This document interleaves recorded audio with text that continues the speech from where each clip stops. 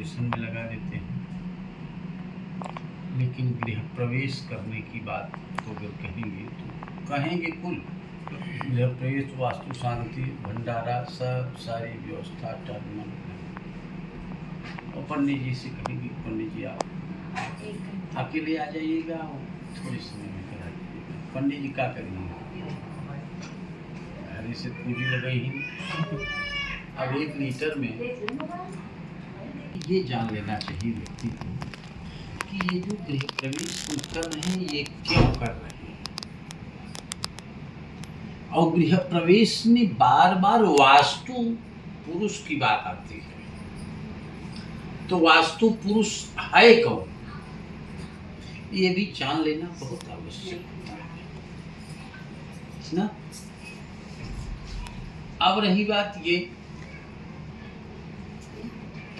बात ये एक राक्षस था जिसका नाम था अंधकासुर।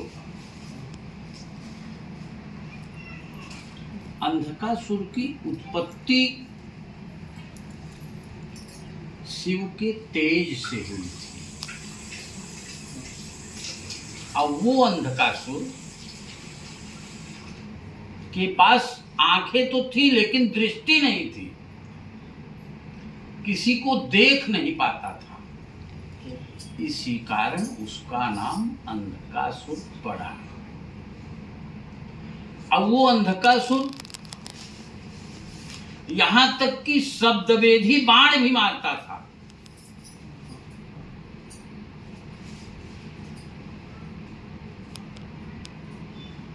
बहुत ख्यातिवान राक्षस हुआ। सब कुछ प्राप्त करने के बाद में राजा पद भी प्राप्त किया। उसके अंदर ये इच्छा बनी कि मैं ब्रह्मा को खुश करने के लिए साधना करूं। अब वो ब्रह्मा को खुश करने के लिए साधना करने लगा। उसकी साधना से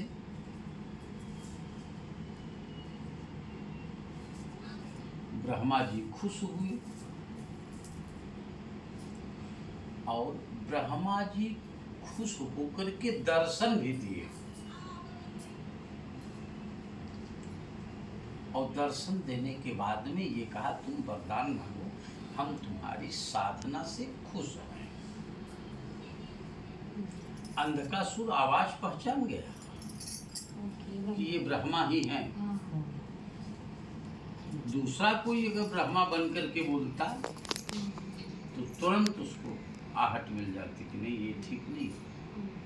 जैसे हम आप ट्रेन में भी चलते हैं तो देखते हैं ना, अंधे लोग डायरेक्ट जब प्लेटफार्म आएगा ट्रेन रुकेगी तभी उतरते हैं। और जब प्लेटफार्म आया अगर किसी दूसरे बोगी में चढ़ना है तो अपने आराम से अपनी आहट से समझ जाते हैं कि यही दरवाजा है, यहीं से उतरना है। प्रॉपर जजमेंट होता है।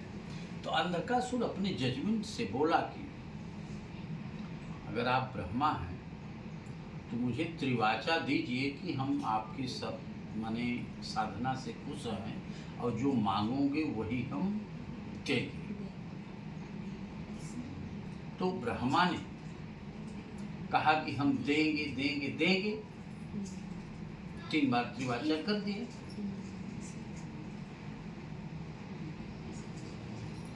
तो कहा यदि आप देना चाहते हैं तो जितना बड़ा पृथ्वी है उतना बड़ा मैं हो जाऊं। क्या मांगा? जितना बड़ा पृथ्वी है उतना बड़ा मैं हो जाऊं। अब चूंकि त्रिवाचा विष्णु ब्रह्मा ने दिया था, एवमस्तु कहना आवश्यक ही है। तुरंत उन्होंने कहा एवमस्तु, ऐसा ही। अब वो जितना बड़ा पृथ्वी था उतना बड़ा होने लगा, धीरे धीरे बढ़ने लगा। जैसे रबर आप लिए हो ना, तो रबर को जितना खींचोगे उतना खिंचाएगा नहीं खिंचाएगा। हाँ, वो बढ़ने लगा। अंधकासुर बढ़ने लगा। और जैसे जैसे व्यक्ति बढ़ने लगता है वैसे वैसे उसका वीक पॉइंट समझ में आने लगता है, कमजोरियां। जैसे उत्सव पर बलून लाती हूँ कि नहीं लाती हूँ? बलून, गुब्बारा दुकान से आप अगर लेगी तो एक पैकेट लेगी तो अपने पर्स में भी डाल करके ला सकती हो ना। अगर एक बलून दुकान वाला फुला करके दे दे तो उसको पर्स में डाल करके ला सकती हो? नहीं ला सकती हो। और दुकान से घर तक आने में सुरक्षित आ जाएगा कि नहीं आ जाएगा, इसकी गारंटी नहीं। ये अंधकासुर जैसे बढ़ने लगा, उसके अंदर अहंकार जनरेट होने लगा,